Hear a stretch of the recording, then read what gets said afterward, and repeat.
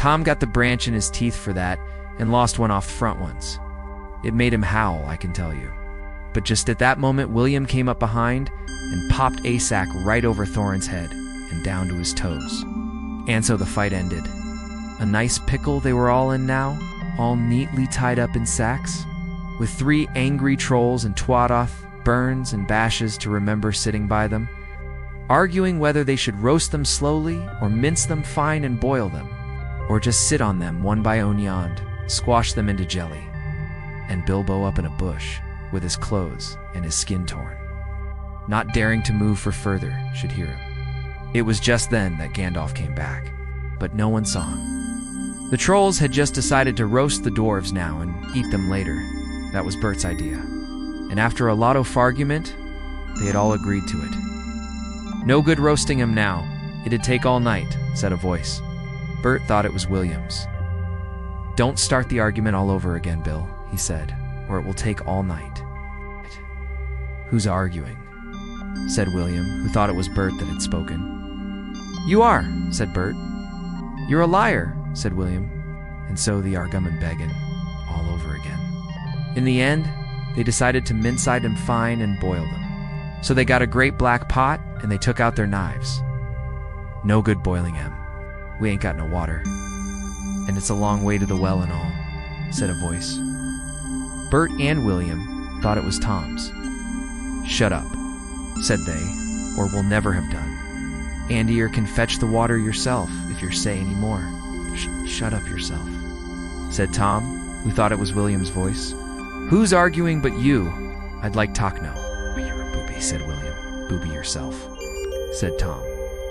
And so the argument began all over again, and went on hotter than ever, till at last they decided to sit on Thesacks one by one and squash them and boil them next time. Who shall we sit on first? Said the voice.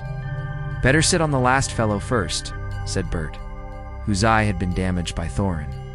He thought Tom Waystocking, don't talk to yourself, said Tom. But if he wants to sot on the last one, sit on him. Which is he?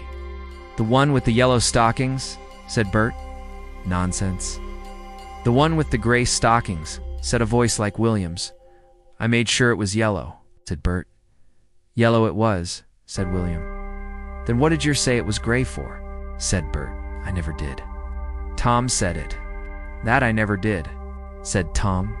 It was you. 2-1, so shut your mouth, said Bert. Who are you a-talking to? Said William. Now stop it, said Tom and Bert together.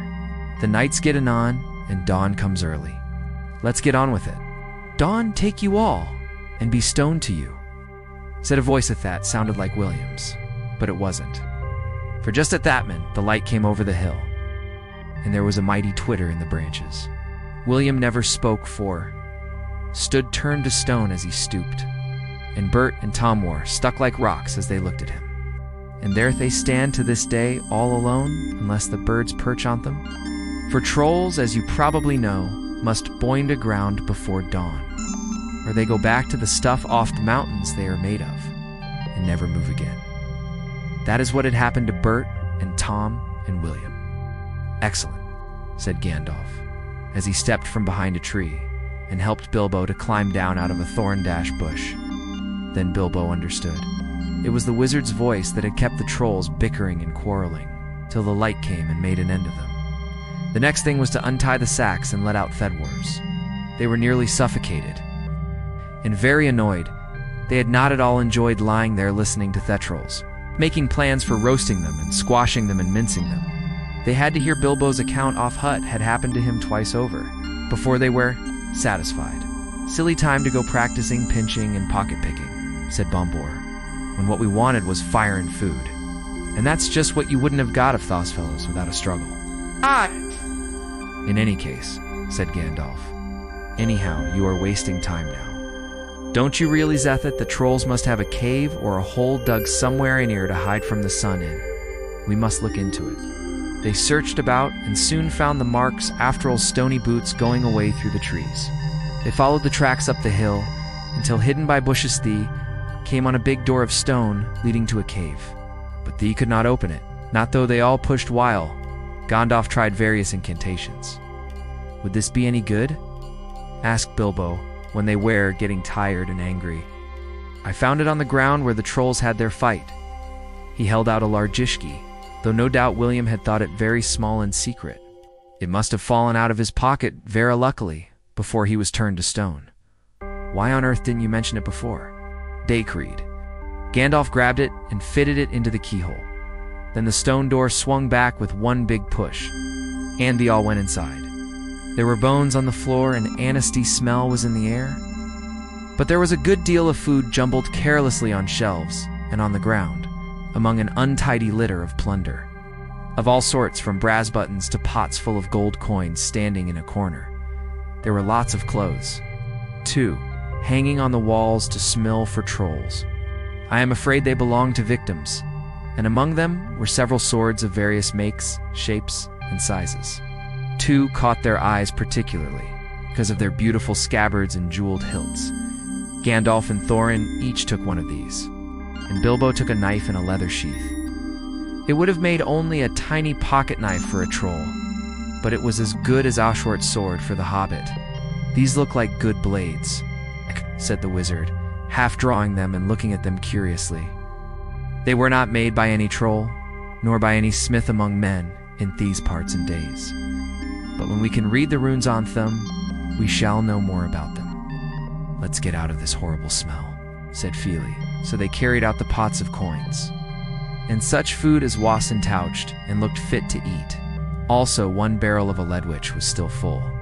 By that time they felt like breakfast, and being very hungry, they did not turn their noses up at what they had got from the troll's larder. Their own provisions were very scanty.